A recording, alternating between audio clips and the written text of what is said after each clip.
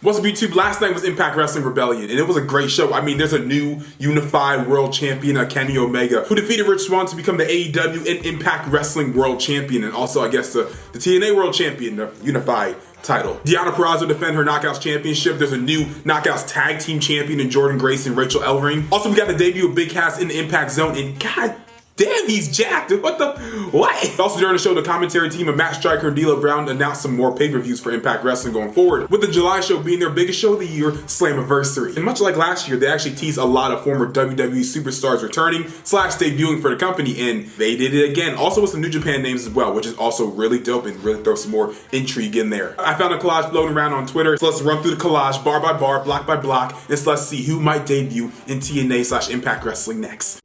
Okada first came to TNA back when he was only 23 years old. That's about 10 years ago. And his treatment in TNA was, it was rough, bro. He was sent over to North America by New Japan to go on like a developmental tour to just hone his skills a little bit more, learn some new styles of wrestling, and while it worked for his career in the long run, TNA gave him a Japanese stereotype gimmick where he was essentially the sidekick of the Green Hornet, and Vince Russo called him Okada. Most of Okada's matches you're really gonna find were dark matches or on Explosion, which is their C show, which is like putting Seth Rollins on main event. Laurel Van Ness, the former Chelsea Green, was a Knockouts champion back in 2017 after winning the vacated championship. At one point she debuted as just Chelsea in Impact Wrestling, and she slowly changed a little. She was in a relationship with Braxton Sutter, who's the Blade in AEW, and after a wrestling wedding gone wrong, I know that's not the first time anyone's ever said that before, she became a hot mess. She became a manic character. Point is, she wore a trashy dress with a bunch of lipstick on her face, and she was absolutely psychotic because she got rejected and betrayed by the love of her life that's married to someone called the Bunny. Andrade. So Andrade's never actually been in TNA or Impact before. He was teased the same way that Rusev was last year by showing a Bulgarian flag, but this time they showed a Mexican flag. Since Impact has no footage of Andrade or La Sombra that is theirs that they can use, they really can't show his image or they'll probably get their butt sued. A lot of people were going back and forth if that was supposed to be Kalisto or it's supposed to be Andrade.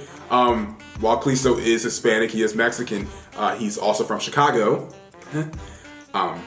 Andrade is from Mexico, so it was Andrade. I don't care where this guy shows up. I just need him to show up somewhere, please. He was literally my favorite wrestler in WWE during that time. The Iconics. I was also represented by the Australian flag because they spent a lot of their time in WWE. That's where they spend the majority of their main roster, their main wrestling career. Impact doesn't own any footage of Peyton Royce and Billie Kay or Cassie Lee and Jessica McKay. The Knockouts champion Deonna Purrazzo said that she wants them in Impact Wrestling as single stars and as a tag team. And if those two walking in with the Impact Tag Team division, you already know what's about to happen. The Great Muta. Okay, so because I watched too much WWE, I saw this picture of Muta and literally thought that was Kalisto. Like, oh yeah, Kalisto. Muta is a Japanese legend that a lot of us know about, but honestly, let's be real, how many of us can really list off his whole career? As American wrestling fans, we need to learn more about Muta. That should be in our new history textbooks. This former 4-time IWGP heavyweight champion has done more for the wrestling business in TNA and more as a bridge connector than necessarily an in-ring talent. As he's one of the foundation members of the Wrestle One promotion, that actually led to a co-promoted show of Bound for Glory in Tokyo, where the main event was the Great Muta and Tajiri versus Sonata and James Storm. Naito, a part of his developmental tour that New Japan sent him on when he was still in the tag team No Limit. TNA really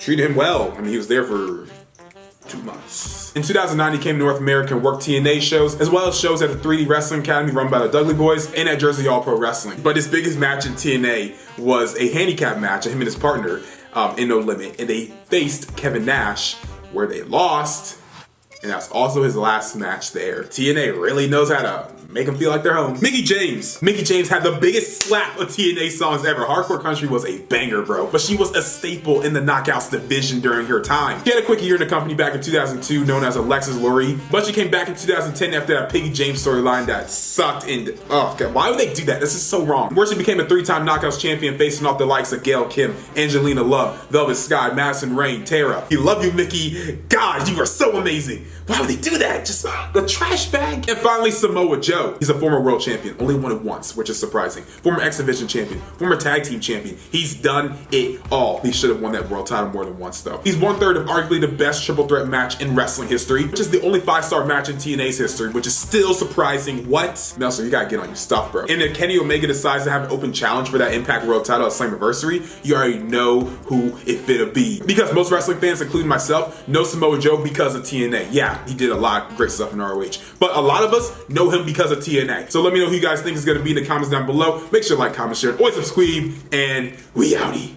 We going up like 1,000. I'ma flex just like a muscle man Malcolm. We going up like 1,000. I'ma flex just like a muscle man Malcolm. When it just like 1, 2, 3. If you like the channel, this subscribe. If you like the channel, this subscribe. If you like the channel, this subscribe.